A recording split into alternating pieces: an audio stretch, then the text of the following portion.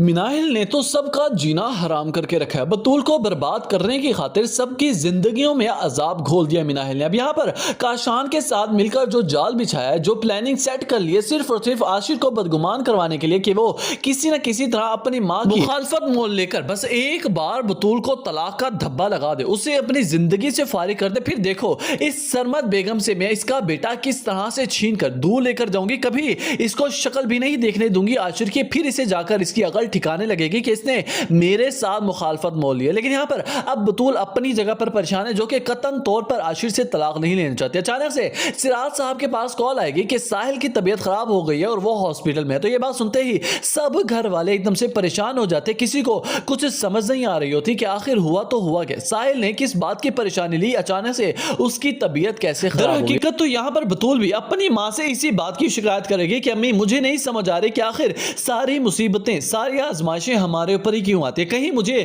جب ایسا لگنے لگتا ہے کہ اب بہت جلد سب کچھ ٹھیک ہونے والا ہے، اب سب گھر میں ماحول بہتر ہونے والا ہے، لیکن وہیں کوئی نہ کوئی نئی مصیبت ہمارے سروں پر آن پڑتی ہے جسے اب میں مزید برداشت کرنے کی سخت نہیں رکھتے۔ اب یہاں پر کاشان جو کہ بطول سے اپنا بدلہ لینا چاہتا تھا اور دوسری طرف پیسوں کی مٹھی بھر دے کر اپنے ہاتھوں میں اپنے آپ کو لالچ میں ڈبا بیٹھتا ہے۔ اب یہاں پر کاشان بس اب عاشر کو بدگمان کرانا چاہتا ہے کہ کسی طرح عاشر کے سامنے میں وہ ساری تصاویر پیش کر دوں، عاشر کو بتا دوں کہ ابھی بھی بطول ساحل کو چاہتے ہیں، جبکہ ساحل تو بطول کو پہلے دن سے ہی محبت کرتا تھا، اسے چاہتا تھا، وہ بھی یہی چاہتا تھا کہ کسی طرح تم ایک بار بطول کو طلاق دو اور وہ بطول کو اپنا کر اس سے شادی کر کے ہمیشہ کے لیے اسے اپنا کر لے۔ لیکن یہاں پر عاشر کو ایک وقت آتا ہے جب کاشان کی باتوں کا یقین نہیں آتا، کیونکہ کاشان اپنا اعتبار تو کھو چکا ہے۔ عاشر کہنے لگے گا کہ میں کیسے تمہاری ان ساری گھٹیاں باتوں کا یقین کر لوں، دیکھو کاشان مجھے تم سے کوئی بات نہیں، کوشش کرو کہ مجھ سے دور رہو، میرے معاملے میں پڑھنے کی ضرورت نہیں ہے، میری زندگی کا پرسنل میٹر ہے، میں خود اسے ہینڈل کر لوں گا، تمہیں اس میں پڑھنے کی کوئی ضرورت نہیں۔